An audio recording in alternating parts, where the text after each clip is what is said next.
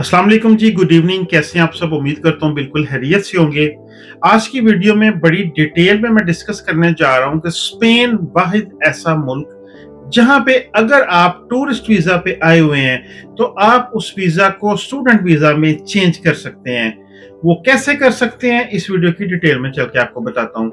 किसी और कंट्री में ये वाली ऑप्शन मौजूद नहीं है, लेकिन स्पेन में अगर आप टूरिस्ट वीज़ा पे हैं और आपका वीज़ा लीगल अभी वैलिड है और आपके पास टाइम है, इसमें 2 ही शर्तें हैं। एक तो कोर्स स्टार्ट होने में कितना टाइम रहता है और दूसरा आपने कोर्स कौन-सा सेलेक्ट करना है और तीसरी चीज़, सॉरी 3 चीज़ें हैं इसमें, जो सबसे इम्पोर्टेंट है कि जो आपका वीज़ा है, वो कितनी देर वैलिडिटी का रहता है, तो आप एप्लीकेशन सबमिट करवा सकते हैं। कितनी देर बाद जवाब आएगा, पहला कार्ड कितना मिलेगा, सारे का सारा आज हम इस वीडियो में डिस्कस करेंगे। सबसे पहली बात है, thank you for all those people, सब उन दोस्तों का, भाइयों का, पूरी कम्युनिटी का who watch my videos, who leave the comments और मुझे करज देते हैं, हौसला देते हैं कि I just carry on this. जितनी मर्जी मसरूफियात हो मेरे पास, आई गेट सम टाइम और मैं आप तक इस तरह की इंफॉर्मेशन पहुंचाता रहा हूं। और चलते हैं टॉपिक की तरफ कि देखें, मैं स्पेन में आ गया हूं, मेरे पास टूरिस्ट वीजा है, किसी और कंट्री का, कोई भी यूरोपियन कंट्री का वीजा नहीं चलेगा। आपके पास स्पेन एम्बेसी का वीजा इशू हुआ हो और सबसे पहली शर्त है कि जिस दिन आपने फाइल सबमिट करनी है, उस दिन आपका वीजा 2 महीने वैलिडिटी का रहता हो।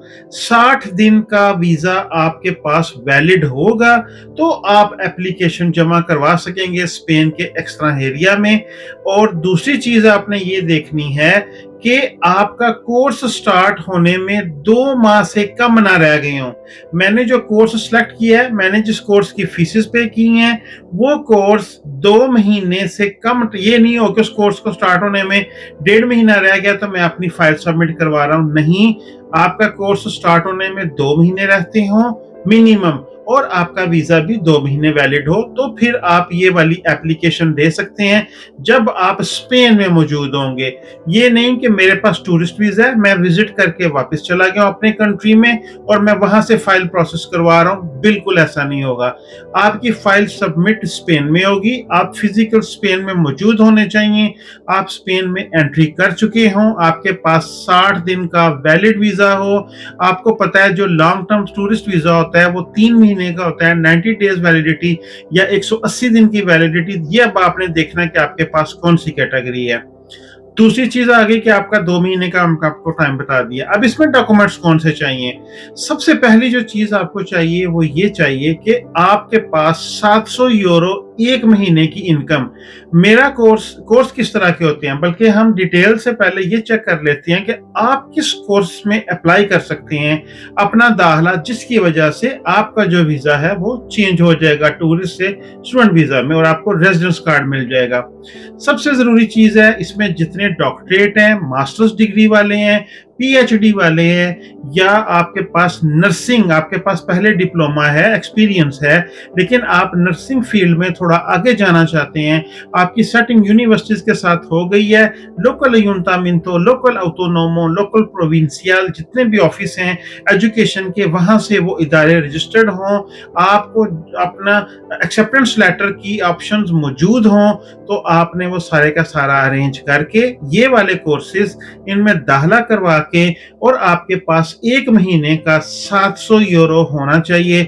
मुझे 6 महीने का कोर्स मिला है, मुझे 8 महीने का मिला है, मुझे साल का मिला है, मुझे 1 सेमेस्टर मिला है। मैंने उसकी फीस पे की, उसका एक्सेप्टेंस लेटर लिया और मैंने शो करना है गवर्नमेंट को कि मेरे पास requirement, bank statement, savings 700 euro पर मंथ के हिसाब से मैं उतने महीने अपना खर्चा चला सकता हूं।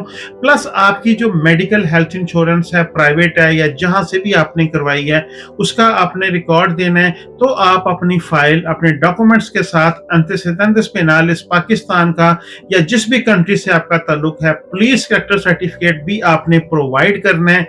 और एक और चीज है इसमें सबसे इंपॉर्टेंट है यूरोपीय यूनियन में आप ब्लैक लिस्ट ना हुए हों, यूरोपीय यूनियन में आपको कंट्री आउट का लेटर किसी और कंट्री से ना मिला हो, तो आपकी फाइल सबमिट होगी और उस पर प्रोसेस होगा। फाइल सबमिट करने के लिए कोई अच्छा सा वकील ढूंढें। आप फिजिकल खुद भी एक्स्ट्रा एरिया में टाइम लेके जा सकते हैं। आजकल आपको पता है 99% जो मेरकुरियो इनका सिस्टम है, जो अब इन पूरा प्लेटफॉर्म है, वो यूज होता है। ऑनलाइन चीजें सारी सबमिट होती हैं।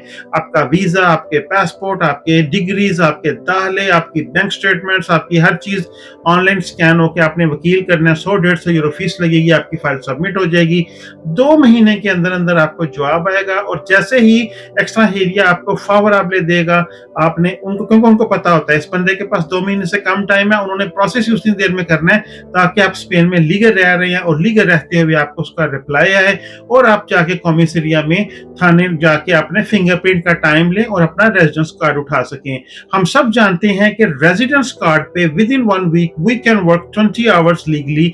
20 घंटे हम लीगल काम कर सकते हैं स्पेन में, और बाद में जब आपका कोर्स खत्म हो आप उसे एनलार्ज करवा सकते हैं उस कार्ड को, या आप वर्क कॉन्ट्रैक्ट लेके अपने कार्ड का स्टेटस चेंज करवा सकते हैं। ये एक बहुत खुशआइंद बात है। इसमें पहले भी ये चीजें चल रही थी, लेकिन 2025 में जो जुलाई में चेंजिंग्स आई थी उसमें सबसे जरूरी इन्होंने ये किया था कि इसको फास्ट ट्रैक पे लेके आए थे। तो ये थी आपके साथ जो मैंने शेयर करनी थी डिटेल, सारी डिटेल, सारा कुछ जो बुलेटिन होता है एक्स्ट्रा एरिया का BOE, वहां पे सारा कुछ पड़ा होता है। चैट जीपीटी या इस तरह की वेबसाइट्स या इस तरह की चीजें सम टाइम आपको वो चीजें नहीं बताती जो ग्राउंड रियलिटी होती है। तो जिस भाई के पास जेन्युइन लीगल एंट्री 2 महीने प्लस का वीजा है और वो स्पेन में 2 महीने का अपना 2 महीने दाखिला स्टार्ट होने से, क्लासेस स्टार्ट होने से पहले करवा सकता है, तो वो इस तरफ भी जाके अपने पेपर ले सकते हैं। दुआ में याद रखिएगा। मिलूंगा मैं आपको किसी अगली वीडियो में इंशाल्लाह। तब तक के लिए अल्लाह हाफिज।